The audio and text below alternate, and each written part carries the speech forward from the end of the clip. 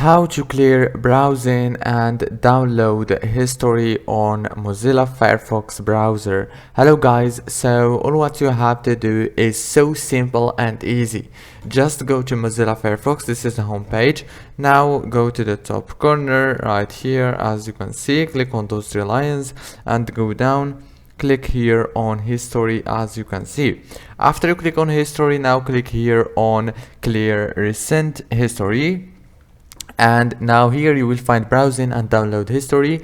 Remove all those options and let only the browsing and download history, and choose the time range that you want to clear.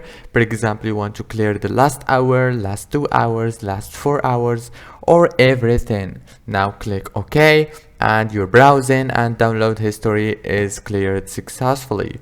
If this video was helpful, please don't forget to like, subscribe. Thank you so much for watching this video until the end. See you later.